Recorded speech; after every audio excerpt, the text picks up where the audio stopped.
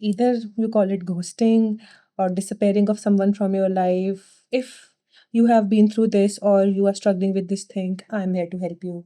And I'll tell you how is it not very healthy for your mind and for your life.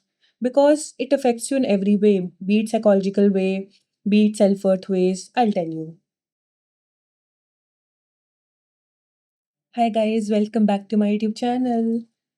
I hope you all are doing great. And today we are talking about something which is very prevalent nowadays, be it dating life, be it friendships, be it situationships. This thing is same in every ship. Friendship, relationship, situationship, every ship. So let's start with the starting. So it's like you meet someone either online or offline, you start talking to someone, you build little bit of trust for things to get along. Then you start talking like very frequently. And one day, out of nowhere, this person just disappears without any explanation, without any reason, without any warning. And you think maybe it's just a phase, maybe he's busy. You think a number of things. So, this is how it starts. Okay. Let's come fast forward to the point where they come back. As they disappeared randomly, they will come back randomly. Either sometimes like nothing happened, or sometimes being fakely vulnerable. Oh, my life was like this, that's why I disappeared. My this happened in my life, that's why I disappeared. Oh, I was just busy. Oh, I never knew it will hurt you. You would have texted me more. Like with a number of excuses. So this is how the cycle is. The values and the variables can change, like the ways in which they disappear, the ways in which they come back. That might change, but the loop is the same. This is how it is going. So let's see, why do they do this? The first reason being that this person is not emotionally mature enough to take responsibility of the bond or the relationship he or she created with you.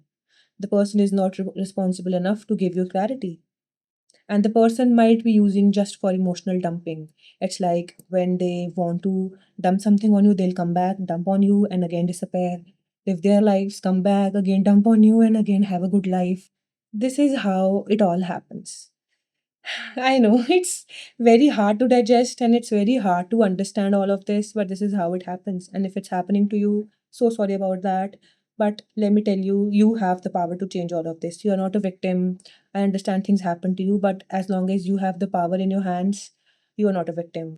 So let me tell you the psychological harm that is causing you. Firstly, let me be very clear. When you are in a relationship, tagged, untagged, just a relationship, be it friendship, situationship, relationship, a relationship, it takes two people, right? So the moments, the memories, the things which two people have, if one disappears, then there is a void and you are left alone with the void. So there is a lot of anxiety in you to fill that void because this person is not filling the void. So you put fake scenarios, you put fake imagination, you put fake things. Oh, maybe this is happening to him. Oh, maybe I did this, or maybe I did that. So you're filling those things. So there is a constant anxiety. When they come back, they fill that space for some time. And now you think, okay, I don't need to fill this space. Then they go back again. Then you have to fill that space again. So it is a constant anxiety loop, just like gambling. When you are in a constant loop of thinking, maybe I should have done that. Maybe this is the result. Maybe next time I'll do this. Then this would not happen. Maybe I can change the result. All of these things. First, psychological harm. Second is self worth issues. In the time when you are alone in this relationship without any clarity, you will think, okay, maybe this thing of mine triggered this person and that's why he or she left.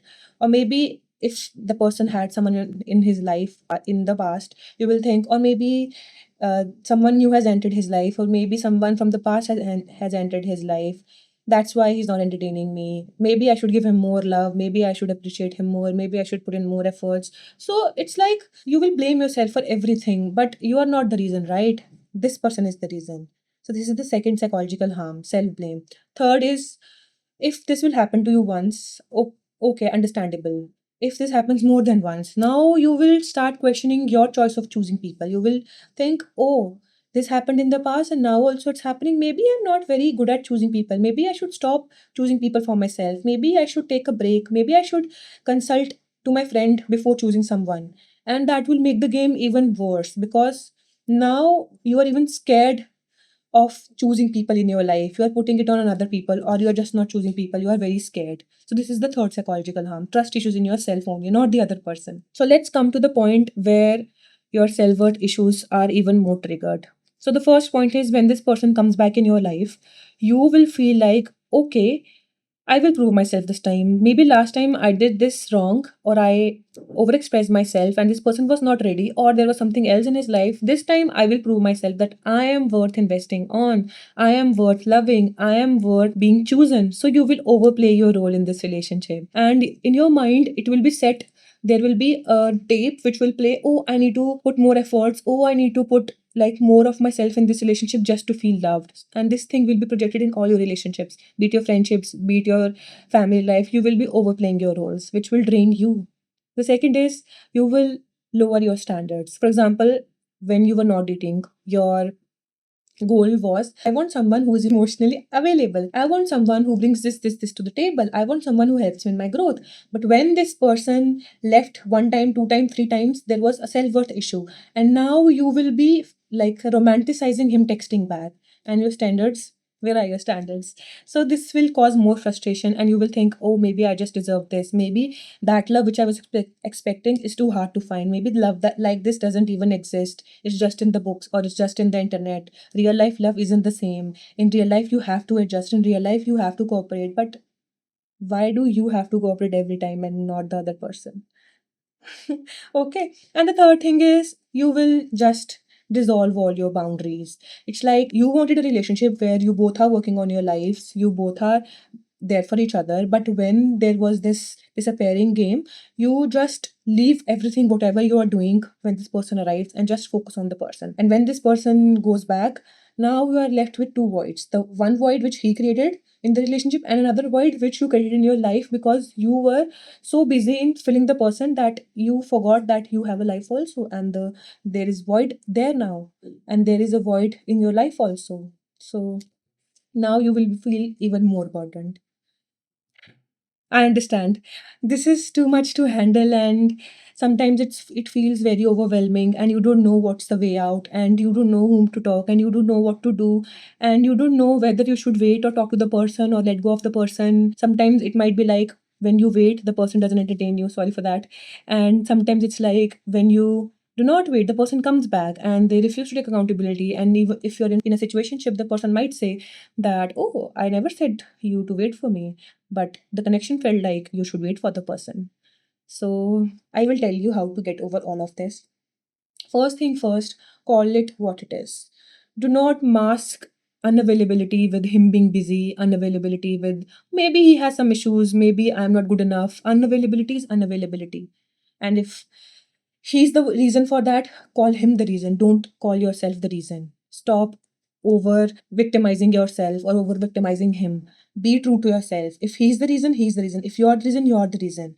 So accept what it is and call it what it is. Second is detach. Detach from the person. If it happens more than once, and if he's not informing you, and the loop plays again and again, okay, once for once we can give someone a benefit of doubt. If you don't want to do that, that's also okay, your choice. But let's assume for once we can give someone a benefit of doubt. And if that happens, and if you communicate with the person that this made me uncomfortable, and the person does that again, then detach as soon as possible from the person. No matter how much good you felt with the person, no matter how much he loves you, no matter how much worse his situation was, no one is too busy to give you a single text or to text you once. So detach from the person. Do not overplay your role. Do not over romanticize the relationship. Do not overthink all the situations which would have happened or which will happen when he comes back. You will give him love, he will give you love, and everything. Detach. Third is, replace the narrative. So all this while you were saying, I have been abandoned because maybe something is fundamentally wrong with me. I have been abandoned because of my past. I have been abandoned because I am too clingy. I have been abandoned because I am like this. I have been abandoned because I am like that. Replay that narrative. Tell yourself, I have been abandoned by this person because of his own deeds. It has nothing to do with me, and I can do nothing except what I have been doing to not feel abandoned again, because it was not your fault. So why do you have to prove your worth to not get abandoned? If he has abandoned you, it's because of him, not you.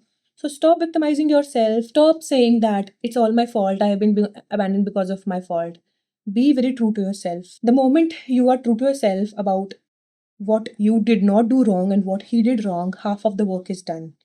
And at last, please accept things as they are. Do not over romanticize. We being girls, or maybe some boys do over romanticize good connections. When connections felt like home, when connections felt like all good things, and suddenly shift happens, your brain just cannot process things.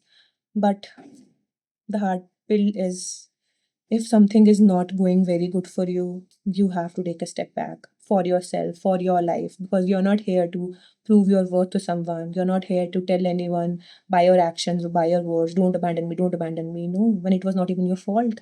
And I know it's not that easy, but it's not impossible as well. And it's not like you will not find a good person again. The moment you start thinking that it was not me, and all the relationships which went bad in my life, it was not because of me, not because something was fundamentally wrong with me, but because the people were like that. And maybe I will meet some other people like this in future, but this relationship has taught me that how I need to handle those things. You will be able to understand red flags very early, and you will be able to draw back early, and it will save you from these toxic loops, and it will bring you closer to a good relationship which is waiting for you on the other side. So be hopeful, and yes, that's it. I hope it helped, and I hope you heal through things which you do not talk about, which you aren't even sure are happening to you. I hope you understand the loops and you heal through them. Thank you.